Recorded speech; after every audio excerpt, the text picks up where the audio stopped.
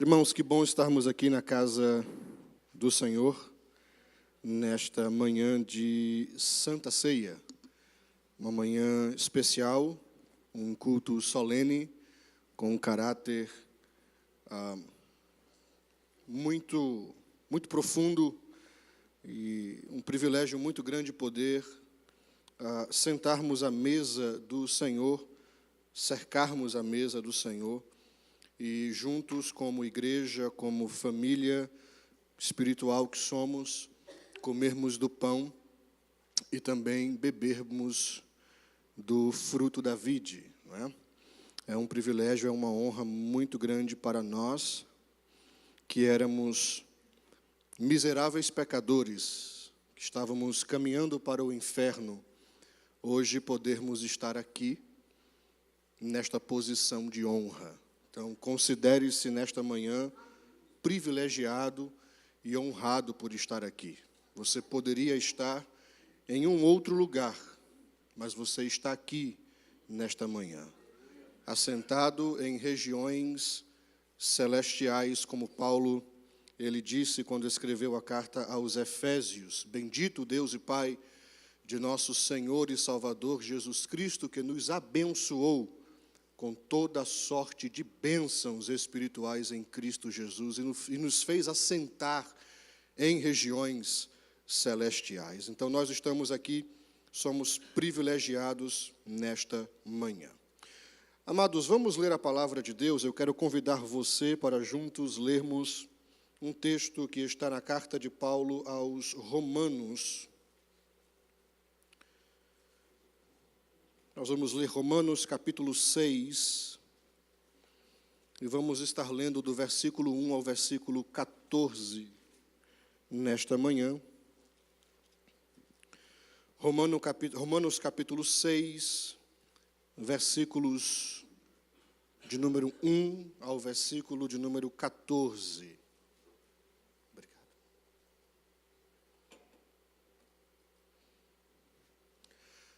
Todos encontraram, digam amém.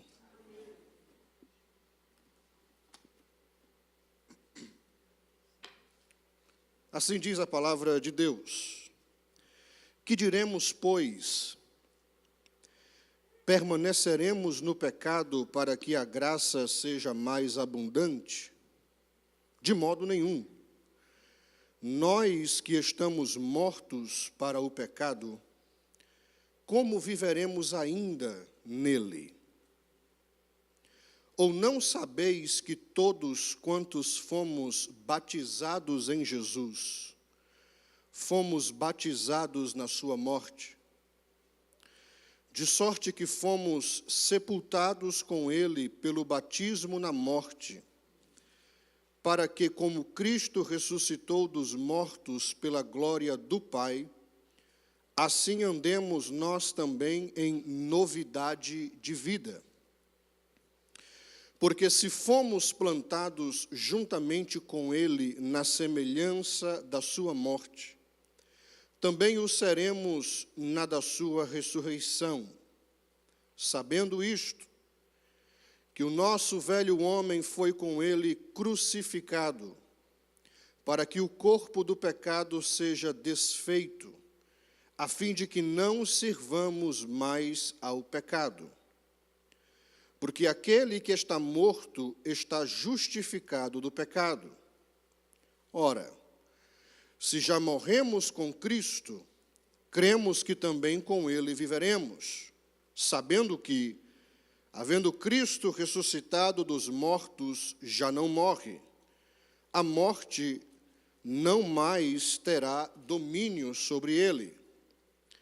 Pois, quanto a ter morrido, de uma vez morreu para o pecado, mas, quanto a viver, vive para Deus. Assim também vós, considerai-vos como mortos para o pecado, mas vivos para Deus em Cristo Jesus, nosso Senhor. Não reine, portanto, o pecado em vosso corpo mortal, para lhe obedecerdes em suas concupiscências.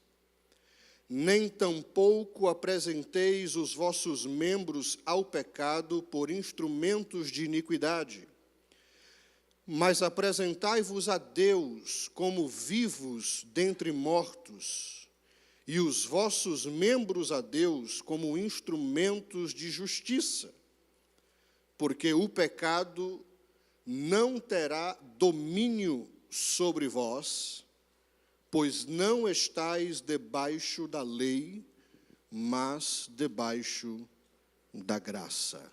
Amém?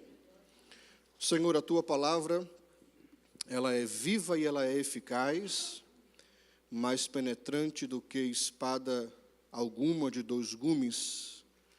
E nós pedimos, mais uma vez, ao Teu Espírito, a iluminação, para nesta manhã, Senhor, aprendermos a Tua palavra.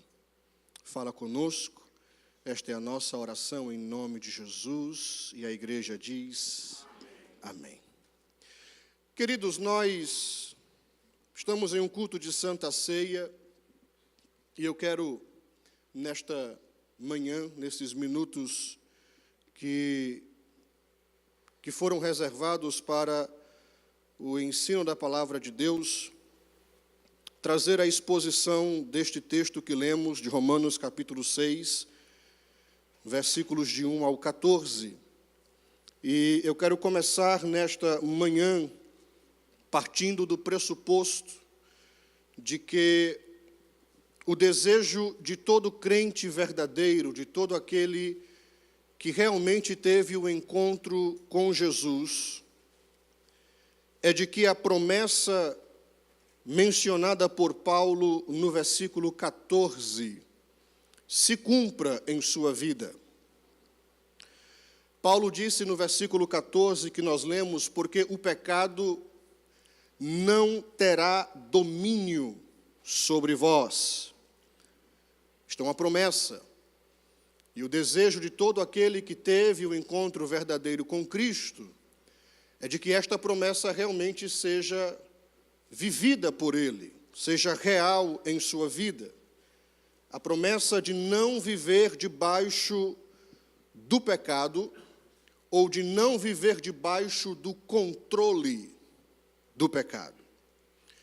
Embora esse seja o nosso desejo, porque nós tivemos esse encontro com Jesus e desejamos não viver debaixo do pecado e debaixo do desejo do pecado, o dia a dia vai nos mostrar que nós estamos um tanto quanto distantes dessa realidade. Porque diariamente nós sentimos a força do pecado em nós. Diariamente nós sentimos a ação do pecado em nós. Apesar de nós desejarmos uma vida de santidade, de santificação, apesar de nós procurarmos agradar a Deus, guardar os seus mandamentos, os seus estatutos, as suas leis, na nossa trajetória nós entendemos que é um fato, é uma realidade, nós quebramos a lei de Deus, nós pecamos, nós transgredimos, nós quebramos as suas leis, nós sentimos a força do pecado em nós. Muitos de nós que estamos aqui nesta manhã, às vezes somos incrédulos, às vezes nos angustiamos com as circunstâncias da vida, cobiçamos aquilo que não nos pertence, temos dificuldade em amar alguns dos nossos irmãos. Então, nós sentimos a força do pecado diariamente em nós, todos os dias. Então, esta realidade que nós vivemos, de sentir a força do pecado todos os dias em nossas vidas, parece contradizer aquilo que Paulo fala no versículo 14 que lemos, que o pecado não terá mais domínio sobre nós. Então, de um lado, nós temos Paulo dizendo que existe uma promessa de Deus sobre as nossas vidas, de que nós não estaremos mais debaixo do domínio do pecado, mas na prática, no dia a dia, nós sentimos a força do pecado diariamente sobre nós. Então, parece que nós estamos vivendo este período de contradição. como é que nós podemos tomar posse dessa bendita promessa que Paulo fala aqui no versículo 14 do capítulo 6 da carta aos Romanos, e como é que nós podemos viver uma vida que se enquadre no que está escrito aqui? Como é que nós podemos viver esta realidade? A realidade de uma vida onde o pecado já não domina mais sobre ela. Antes de nós partirmos para a exposição do texto que lemos, eu quero apresentar, eu quero salientar aqui uma verdade que eu acho que nós precisamos entender antes de nós irmos mais a fundo na exposição do texto. A Bíblia, ela não ensina que nós vamos ter uma vida perfeita enquanto estivermos neste corpo. Isto é um fato. A Bíblia, ela não ensina que nós vamos ter uma vida perfeita enquanto nós estivermos neste corpo. Eu estou destacando isso porque dentro do cristianismo existem alguns grupos que ensinam que durante um período da vida cristã, o nosso amor e a nossa comunhão com Deus pode chegar num nível tão alto que nós chegamos no estado em que não pecamos mais. Nós não transgredimos mais as leis de Deus. Eu não entendo e não acho que isso seja o que realmente a Escritura ela nos ensine. Eu acho que a Bíblia ensina que nós podemos viver uma vida de comunhão com Deus em santidade, onde o pecado pode ser dominado, mas o pecado não pode ser eliminado. Nós podemos viver uma vida cristã, onde o pecado pode ser dominado, mas o pecado não será eliminado. Enquanto nós estivermos aqui, o pecado ele não será eliminado. Com isso eu quero dizer que o crente, ele pode viver em santidade com Deus, mas que em algum momento da sua vida, em algum momento da sua jornada, ele pode vir a pecar. O pecado sempre será uma possibilidade, não uma alternativa, mas uma possibilidade. Como eu já falei aqui algumas vezes, o pecado na vida do crente, ele tem que ser um acidente de percurso, não é? Como se nós fôssemos fazer aqui uma viagem de Texas a Tallahassee, né? São 16 horas, mais ou menos, 15 horas, né? Mais ou menos 15, 16 horas, mais de 1.000 milhas você dirige de Texas para Tallahassee. Se eu chegasse para você e dissesse assim, olha, eu fiz uma viagem daqui do Texas, de Dallas para Tallahassee, me custou 16 horas, mais de 1.000 milhas, e durante essa viagem, o pneu do meu carro furou 15 vezes. Você ia dizer assim, pastor, troca esse carro, que esse carro está amaldiçoado. 15 vezes, de uma viagem de Dallas para Tallahassee, tem algo de errado. Tem algo de errado nesse carro. Mas se eu chegasse para você e dissesse assim, olha, durante essa trajetória, o meu pneu furou uma vez. É aceitável, é um acidente de percurso. Não é? Então, na vida do crente, o pecado tem que ser um acidente de percurso. É uma possibilidade, não é uma alternativa. O pecado, ele deve pegar o crente de surpresa na sua trajetória cristã. Como Paulo escreveu na carta aos Gálatas, capítulo 6, e eu quero que você abra a sua Bíblia comigo nesta manhã. Na carta de Paulo aos Gálatas, no capítulo 6, versículo 1, Paulo, ele escreveu e disse o seguinte: Irmãos, se alguém for surpreendido em alguma falta, vocês que são espirituais, restaurem essa pessoa com espírito de brandura, e que cada um tenha cuidado para que não seja também tentado. A minha ênfase aqui nesse texto é no que como Paulo escreve, ele diz, irmão, se alguém for surpreendido em alguma falta, quer dizer, o pecado na vida do crente tem que ser nesse contexto de surpresa. O crente ele não pode acordar já esperando em quebrar a lei de Deus ou pecar.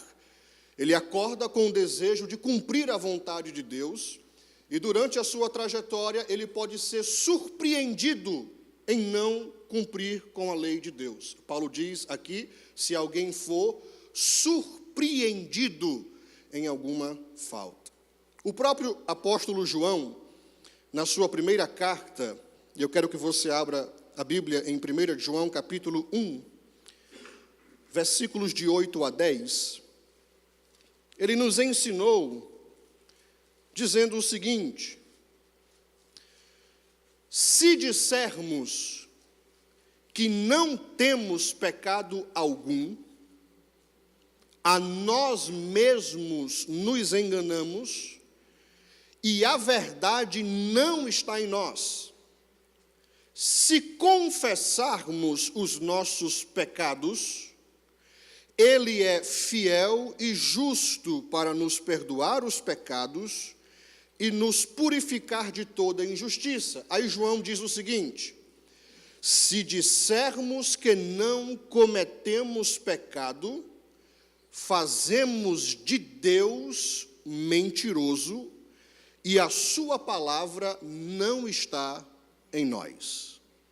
Então, esta verdade tem que estar bem clara. O pecado, ele sempre vai existir enquanto nós estivermos aqui no nosso corpo físico, em nossa vida terrena. O pecado sempre será uma possibilidade. O apóstolo João, ele deixa isso bem claro.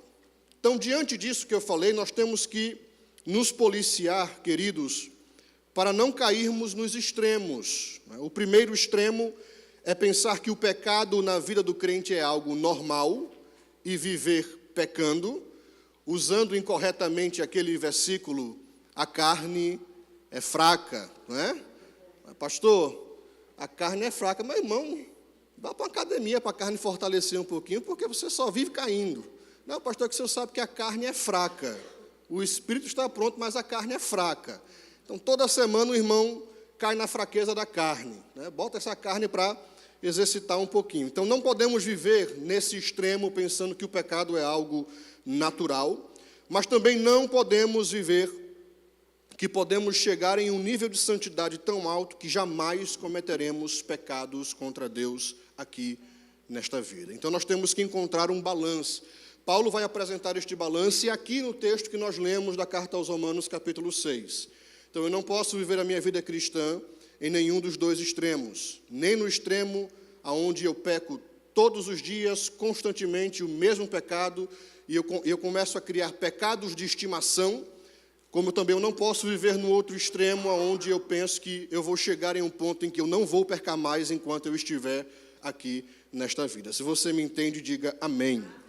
Então, vamos para a exposição do texto, Romanos capítulo 6, versículos de 1 a 14. Vejam aí, no versículo 1, a pergunta retórica que Paulo faz.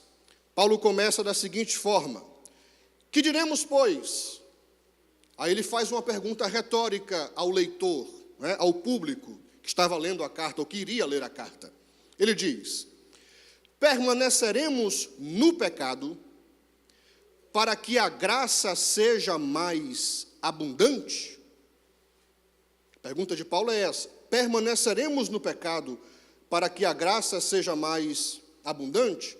E aí a gente pode se perguntar, o que é que levou Paulo a fazer esta pergunta retórica no versículo 1 do capítulo 6? Esta pergunta, ela surge como consequência do que Paulo havia falado em Romanos capítulo 5, que é o capítulo anterior ao capítulo que nós lemos nesta manhã. No começo do capítulo 5 da carta aos Romanos, mais precisamente dos versículos 6 a 8, Paulo, ele começa com a inconcibilidade de alguém estar disposto a morrer em nosso favor.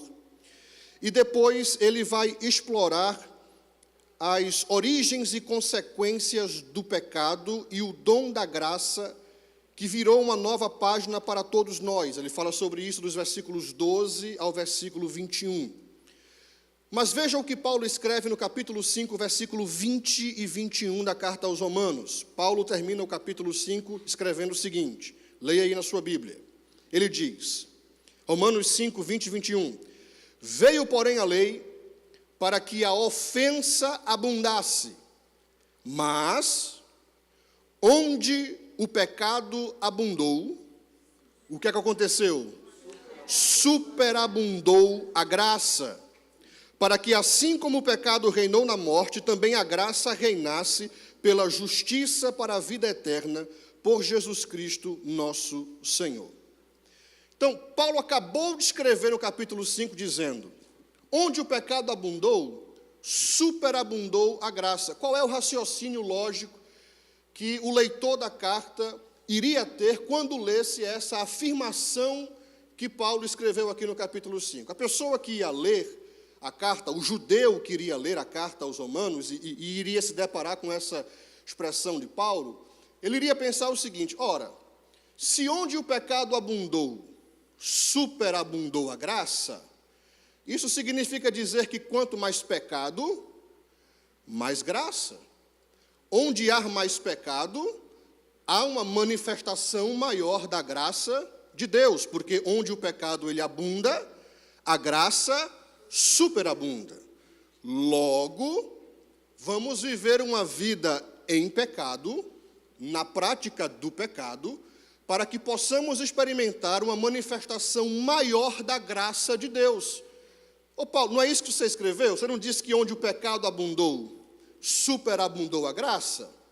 Então Paulo, ele escreve isso aí no capítulo 5, e no capítulo 6, ele já imagina um judeu imaginário, um judeu lendo isto aqui, levantando a mão e questionando, fazendo esta pergunta a Paulo. Paulo, então quer dizer então que como a salvação é pela graça, mediante a fé em Jesus Cristo, eu posso então viver uma vida desordenada na prática do pecado, sem nenhum freio, sem nenhum limite, porque você mesmo disse que onde o pecado abundou, superabundou a graça. Então, para que eu experimente uma manifestação maior da graça de Deus, eu vou viver uma vida de pecado.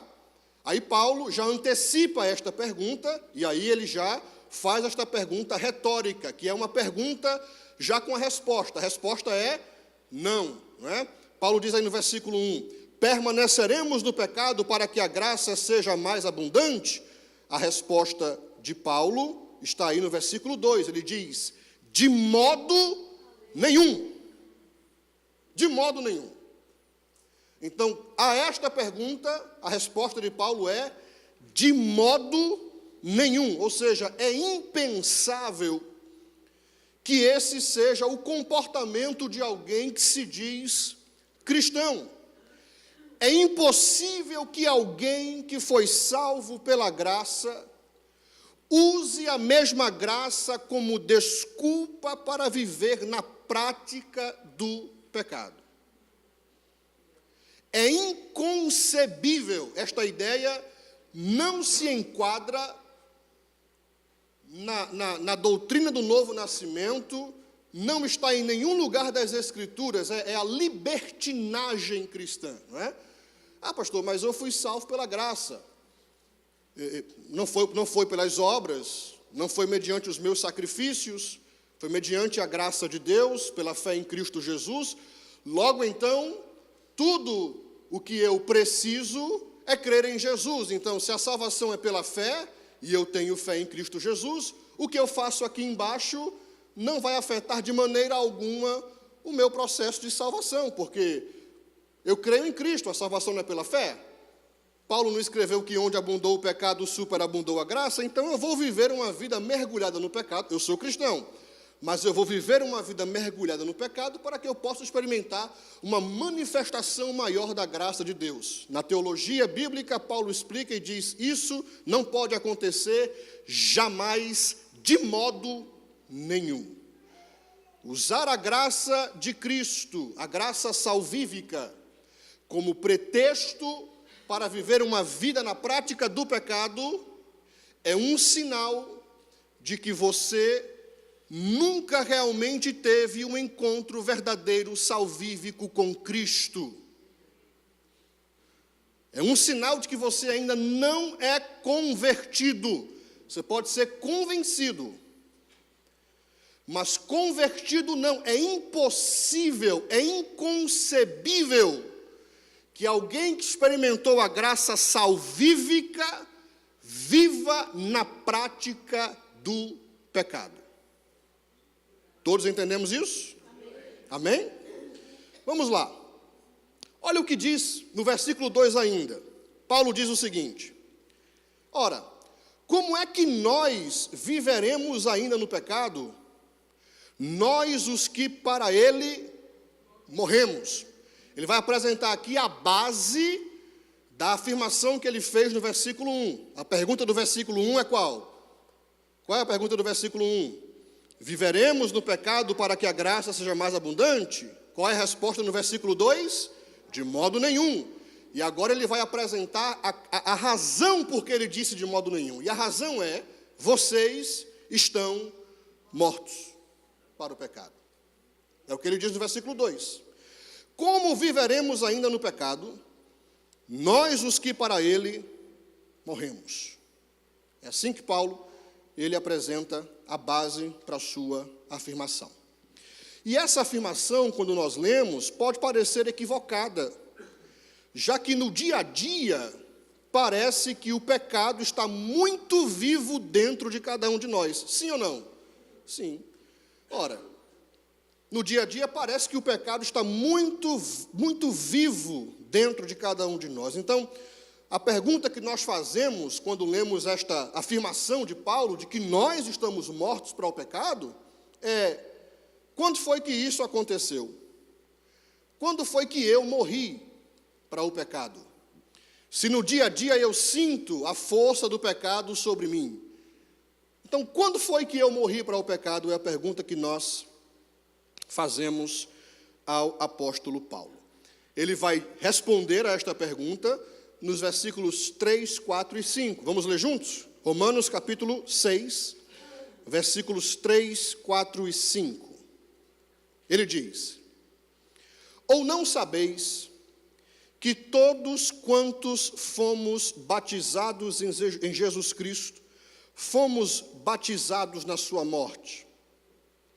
De sorte que fomos sepultados com ele pelo batismo na morte, para que, como Cristo ressuscitou dos mortos pela glória do Pai, assim andemos nós também em novidade de vida. Porque se fomos plantados juntamente com ele na semelhança da sua morte, também o seremos na da ressurreição. Então, a pergunta que Paulo fez, retórica, no capítulo 6, versículo 1 é: veremos então no pecado para que experimentemos uma maior porção da graça? A resposta do versículo 2 é: de modo nenhum. Por que não, Paulo? Paulo continua no versículo 2 com a resposta dizendo: porque nós já estamos mortos para o pecado. Aí a gente pergunta ao apóstolo Paulo: quando é que nós morremos para o pecado? Paulo responde nos versículos 3 a 5 dizendo: quando vocês foram unidos a Cristo. E ele vai dizer que nós fomos unidos a Cristo. Ele vai usar aqui a prática do batismo. Ele vai dizer aqui no capítulo 6, versículos de 3 a 5. Ou não sabeis que todos quantos fomos batizados em Jesus Cristo, fomos batizados na sua morte? Então ele vai dizer que quando nós fomos unidos a Cristo, porque o que é o batismo? O batismo é uma declaração pública da minha união pela fé em Cristo Jesus. Não é isso que nós aprendemos? O batismo é uma declaração pública da minha união pela fé em Cristo Jesus. Eu sou unido a Cristo através da fé. O batismo é uma prática que vai declarar publicamente isso que eu alcancei através da fé. Então Paulo vai dizer que quando nós fomos batizados, nós fomos unidos a Cristo. Eu sei que existem irmãos que batizam por aspersão, não é? Nós, aqui na Assembleia de Deus Missionária El Shaddai, batizamos por imersão. A aspersão é quando alguém pega a aguinha e simplesmente molha o toquinho da cabeça, né? ou a testa. É o batismo por aspersão. A gente gosta de mergulhar o crente todo. E se a água estiver gelada, melhor ainda. Amo quando a gente faz o batismo no inverno. É uma delícia, os irmãos, a gente vê. Os irmãos quase falam em línguas na hora. Né? Então nós batizamos por imersão. E existe um símbolo por trás disso que nós fazemos. Né? Quando nós pegamos o candidato às águas batismais, ao batismo, e nós mergulhamos ele nas águas, nós estamos simbolicamente e publicamente dizendo que, unido a Cristo, ele está sendo sepultado para o mundo. E quando nós retiramos ele das águas batismais, nós estamos dizendo publicamente que ele, como Cristo ressuscitou, também está ressuscitando para viver uma nova vida. Então, Paulo vai dizer que nós morremos para o pecado quando fomos unidos pelo batismo, unidos a Cristo pelo batismo. É isso que Paulo vai dizer. É isso que ele vai dizer. Isso aqui aconteceu há mais de 2000 anos atrás, ou seja, quando Cristo morreu na cruz do Calvário, há mais de 2000 anos atrás, nós somos unidos a Ele na sua morte e na sua ressurreição. Isto implica que, da mesma forma que Cristo morreu para o pecado, eu morri também, e da mesma forma que Ele ressuscitou, eu ressuscitei para uma nova vida em Deus. E como isso aconteceu há mais de 2000 anos atrás, logo não é uma questão de você sentir, é uma questão de você crer. Você pode dizer, Paulo disse que eu estou morto para o pecado, mas eu sinto a força do pecado em mim todos os dias, então será que eu não morri porque eu não sinto? Não é uma questão de sentir, é uma questão de se apropriar do que está escrito, é uma questão de se apropriar do que foi feito na cruz, tomar posse e crer. Então nós morremos para o pecado.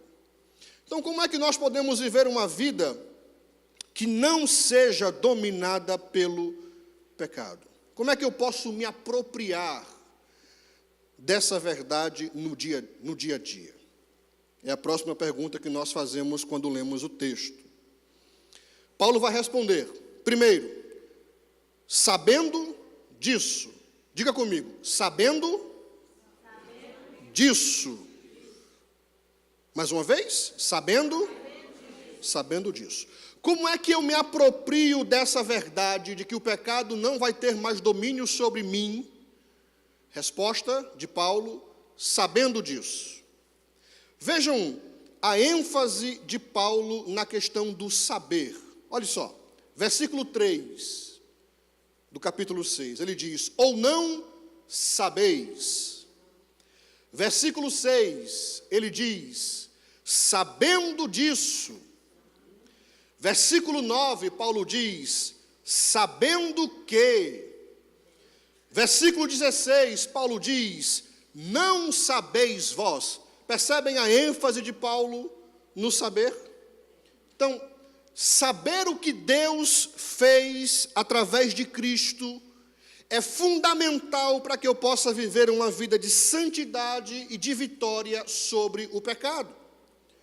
Conhecer e estudar essas verdades que estão apresentadas aqui na palavra de Deus é importantíssimo para a minha vida de santificação. Saber o que foi conquistado para nós através de Cristo Jesus é essencial para uma vida cristã plena aqui na terra. E eu vou dizer uma coisa aqui para vocês. Grande parte da superficialidade da vida cristã de muita gente está no fato de que essas pessoas não conhecem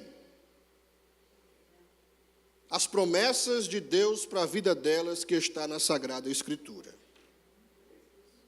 Se tornam cristãos rasos, sem profundidade.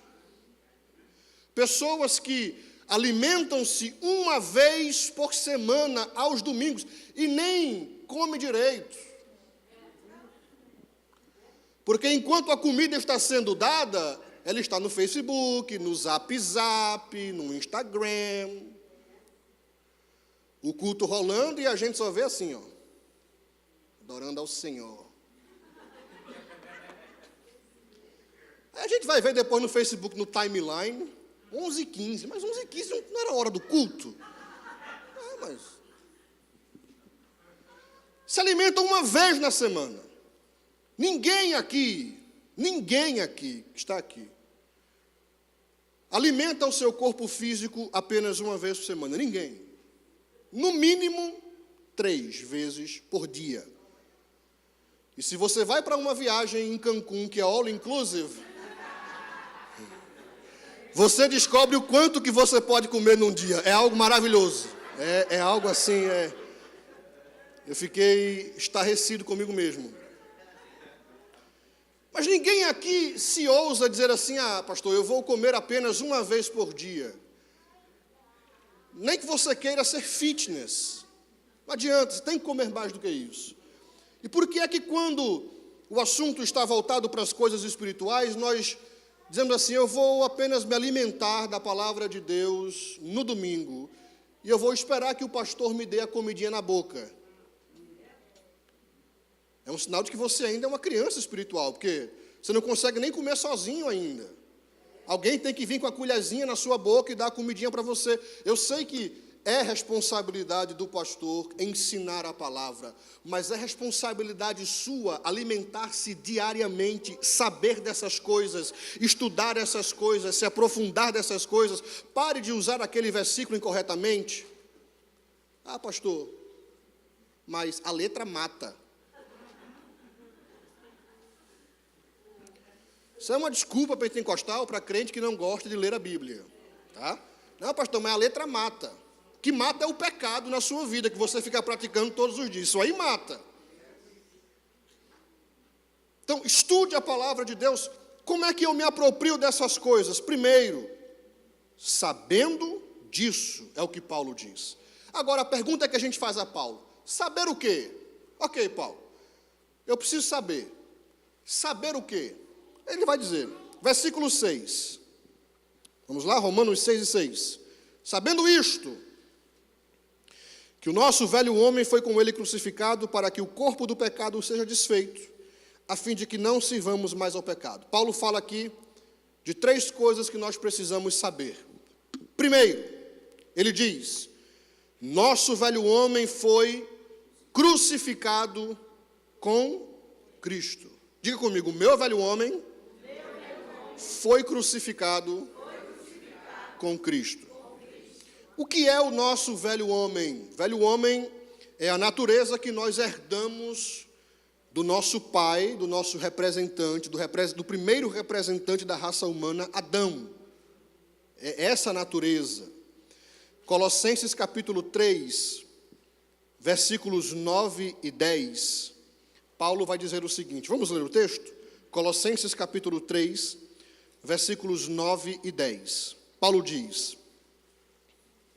não mintais uns aos outros, uma vez que vos despistes do velho homem com os seus feitos, e vos revestistes do novo homem, que se refaz para o pleno conhecimento segundo a imagem daquele que o criou. A imagem que Paulo utiliza aqui é de alguém que chega com uma roupa suja, e ele se despe, né? Ele tira a roupa suja e ele coloca sobre ele uma nova roupa, ele se reveste de uma nova roupa. Paulo diz que nós nos despimos do velho homem.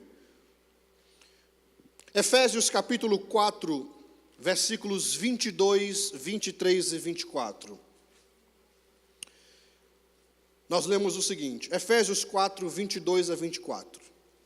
No sentido de que, quanto ao trato passado, vos despojeis do velho homem, que se corrompe segundo as concupiscências do engano, e vos renoveis no espírito do vosso entendimento, e vos revistais do novo homem, criado segundo Deus.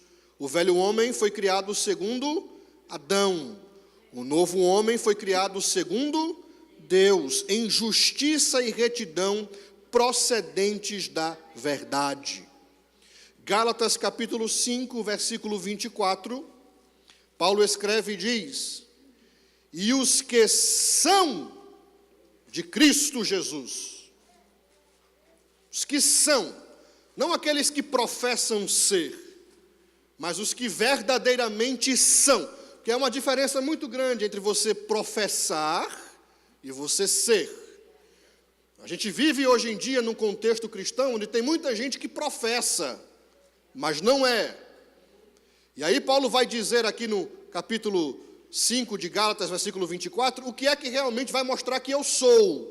Ele diz, olha, os que são de Cristo Jesus fizeram o quê? Crucificaram a carne com as suas paixões e concupiscências. A carne aqui não é o corpo, que no grego é soma. É a natureza adâmica, que no grego é sarx. É a vontade pecaminosa que nós temos. Quando Adão pecou no jardim do Éden, nós também pecamos. Quando Adão comeu da maçã, né? Quando Adão comeu do fruto, não sei porque falam que é a maçã, né? Tão gostosinha a maçã. Podia ser um tamarindo, né? Quando Adão comeu do fruto, eu também comi do fruto. Aí você diz assim, mas pastor, eu não era nem nascido. Como é então que Deus vai me culpar por um pecado que Adão cometeu? Eu não era nem nascido, como é que eu entrei nessa história? Adão, ele era o representante da raça humana, e todos nós estávamos em Adão. Nós fomos criados de uma maneira diferente dos anjos, né? Quando Deus criou os anjos todos de uma vez, de sorte que hoje em dia o mesmo número de anjos que nós temos hoje é o mesmo número de anjos que existia no começo, na origem de todas as coisas, porque anjo não se reproduz, não é isso que Jesus disse? Eles não se casam, nem se dão em casamento, então nós deduzimos que eles também não se reproduzem. Então a raça angelical foi criada de uma forma, Deus criou a raça humana de uma outra forma. Deus criou um homem e uma mulher, Adão e Eva, não foi Adão e João, foi Adão e Eva. E dentro deles estava a semente que ia dar continuidade ao desenvolvimento da raça humana. Então, todos nós estávamos em Adão. Quando Adão peca, nós pecamos. Quando Adão come do fruto, nós comemos do fruto. Aí você diz assim, pastor, mas isso é injusto. Ora, o senhor quer me culpar por um pecado que Adão cometeu? É injustiça. Mas Deus resolveu o problema de uma forma muito simples. Da mesma forma que o pecado de Adão foi transmitido a nós, a justiça de Cristo, pela sua obediência, também foi imputada a nós, os que cremos. Então, Deus nivelou o negócio. Deus nivelou. Então, Paulo diz, sabei disso, que o quê? Nosso velho homem foi crucificado com Cristo. Adão, ele é chamado de velho homem porque ele foi o primeiro, portanto, ele é o mais velho. Ele é o primeiro. Ele é o primeiro. A única forma que nós conseguimos matar o nosso velho homem é levando o velho homem para a cruz. Não tem outro jeito. Não existe outro jeito de matarmos o velho homem. O velho homem só morre na cruz. O velho homem só morre quando ele é crucificado. Você não consegue vencer o seu velho homem sozinho. Só consegue vencer o seu velho homem se ele for levado à cruz. Se você for brigar de quebra de braço com o seu velho homem, você vai perder todas as vezes, porque ele é mais velho que você, ele é mais forte do que você. Não adianta, é uma briga desigual você querer vencer o velho homem sozinho. Nessa quebra de braço, Adão sempre ganha, porque Adão é mais velho, Adão é mais forte. A única forma de nós vencermos este velho homem é levando ele para a cruz. Então Paulo diz, nosso velho homem foi crucificado. Quando é que ele foi crucificado? Quando nós fomos unidos a Cristo. E Paulo usou o exemplo do batismo. Então, quando nós fomos unidos a Jesus através da fé, pelo batismo também, nosso velho homem foi crucificado com Cristo há mais de 2000 anos atrás. Então, primeira coisa que eu preciso saber, nosso velho homem foi com ele crucificado. Segunda coisa que Paulo diz aí no capítulo 6, versículo de número 6, eu acredito. Isso, capítulo 6, versículo 6. Então, Paulo diz que o nosso velho homem foi crucificado com Cristo. Ele diz, para que o corpo do pecado seja desfeito. Esse corpo do pecado é o nosso eu pecador, né? A nova tradução na linguagem de hoje, ela traduz o versículo da seguinte forma: pois sabemos que a nossa velha natureza pecadora já foi morta com Cristo na cruz, a fim de que o nosso eu pecador fosse morto. O corpo do pecado é onde o pecado se manifesta. Onde é que as vontades de Adão se manifestam? Ela se manifesta nos meus desejos, aqui no meu corpo carnal. É aqui que eu sinto concupiscências, que são desejos desenfreados, desordenados da carne. Paulo vai dizer que este corpo do pecado, ele foi desfeito. Ele foi desfeito. E ele diz aqui no versículo 3, capítulo 6, versículo 6, terceira coisa, ele diz, a fim de que não sirvamos mais ao pecado. Então eu preciso saber de três coisas. Primeiro, meu velho homem foi crucificado com Cristo. Segundo, o corpo do pecado foi desfeito. Terceiro, eu já não preciso mais servir ao pecado. É o que Paulo, ele deixa bem claro aqui. O pecado era o nosso senhor. Nós fazíamos a vontade do pecado.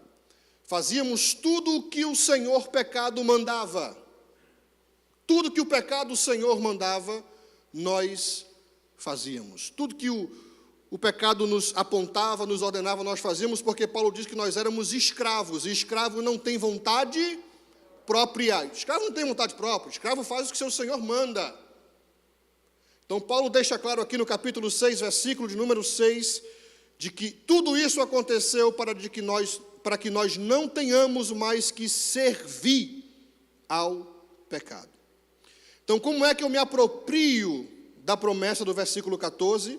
Como é que eu me aproprio desta promessa de que eu posso viver uma vida onde o pecado não domina mais? Primeiro eu tenho que saber. Saber o quê? Saber que o meu velho homem foi com ele crucificado, saber que o corpo do pecado foi desfeito, saber que eu não sou mais escravo do pecado.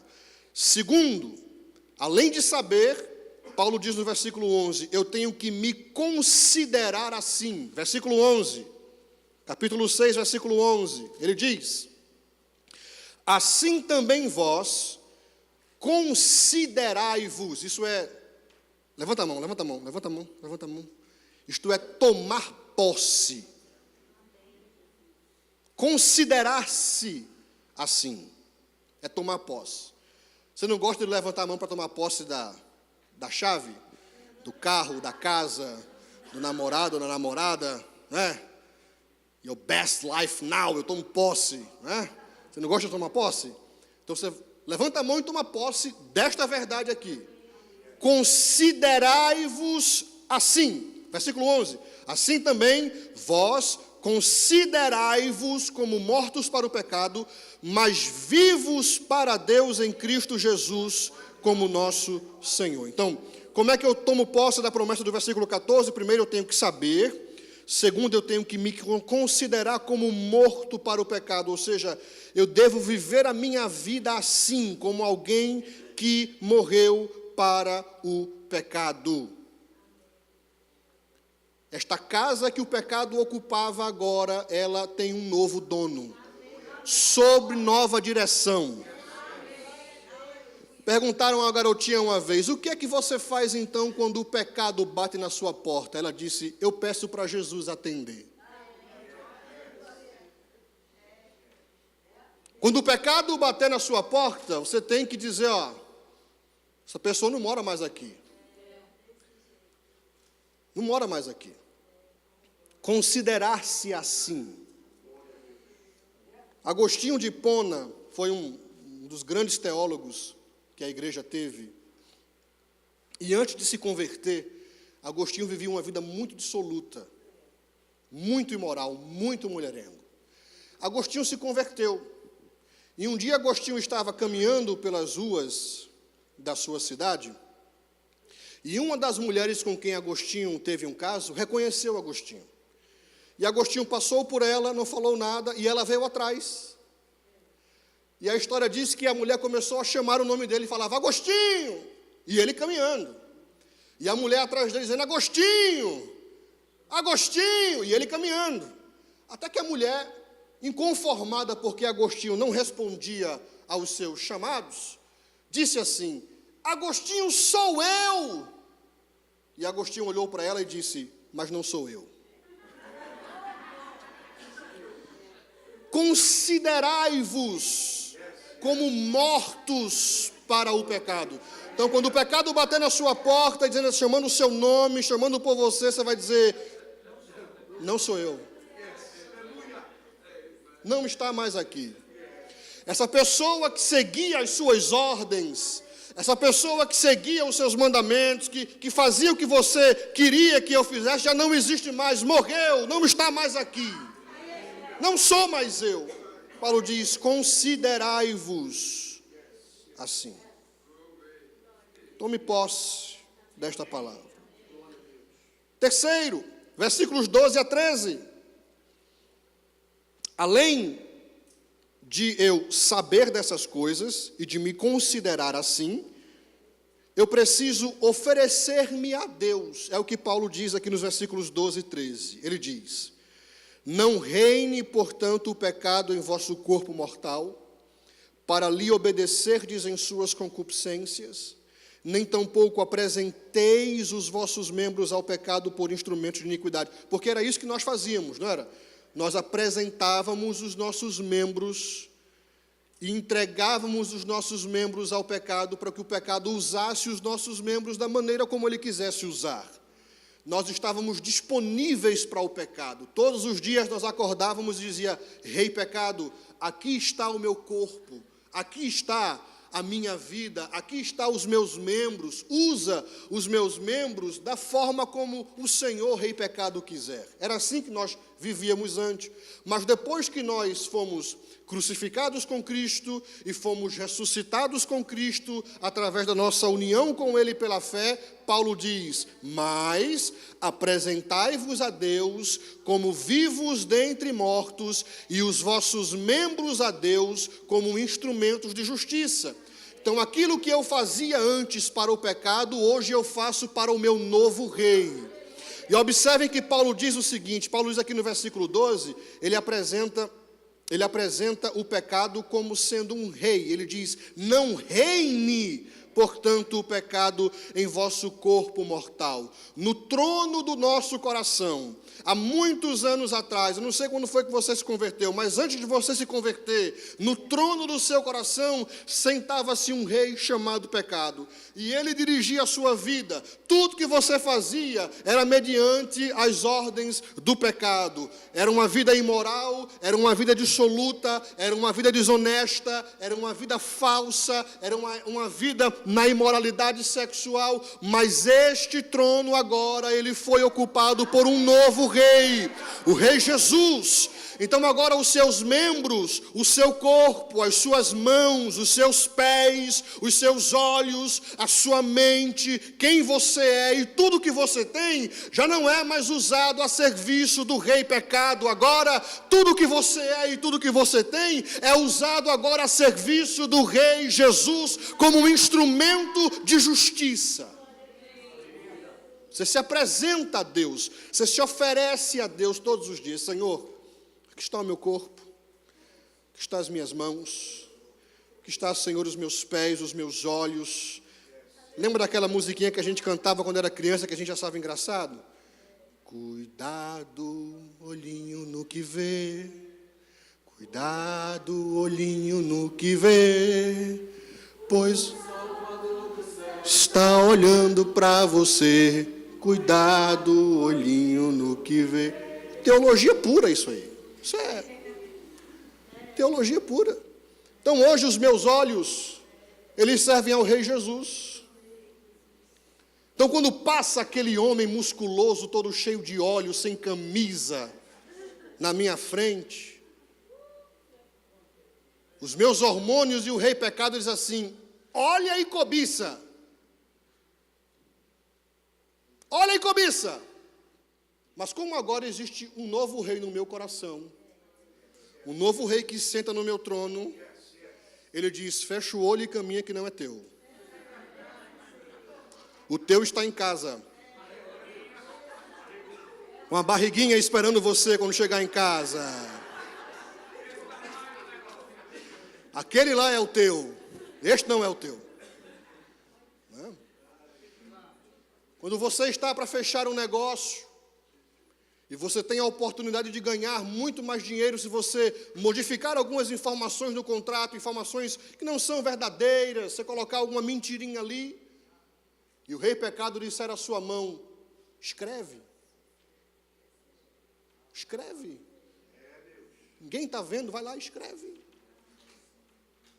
Nessa mesma hora, o rei Jesus, no seu coração, ele vai dizer, não escreva. Perca esse dinheiro, perca esse lucro, fale a verdade e eu vou abençoar você. Ofereça o seu corpo agora ao Rei Jesus. Então, o que é que nós aprendemos com isso, diante de tudo isso que nós vimos nesta manhã? Nós aprendemos então que a prática do pecado, ela não é compatível com a vida cristã. O pecado deve ser um acidente de percurso. Aprendemos que só conseguimos vencer o pecado pelo sacrifício de Cristo na cruz e nossa união com Ele. Sozinhos jamais venceremos o pecado. Não é pela nossa força ou pelo nosso mérito, mas pelo sacrifício de Cristo e pela sua graça. E aprendemos que para que a promessa do versículo 14 seja real em nossas vidas, nós precisamos tomar conhecimento das promessas de Deus, considerar-nos assim e oferecermos-nos a Deus. Depois que nós fizermos isso, nós viveremos o que Paulo disse aqui no versículo 14. O que é que ele diz? Porque o pecado não terá domínio sobre vós. Nós vamos cercar a mesa do Senhor em alguns minutos. Talvez você chegou aqui, nesta manhã, nesta tarde já, com alguns pecados de estimação. E o meu conselho para você é que você mate todos eles hoje.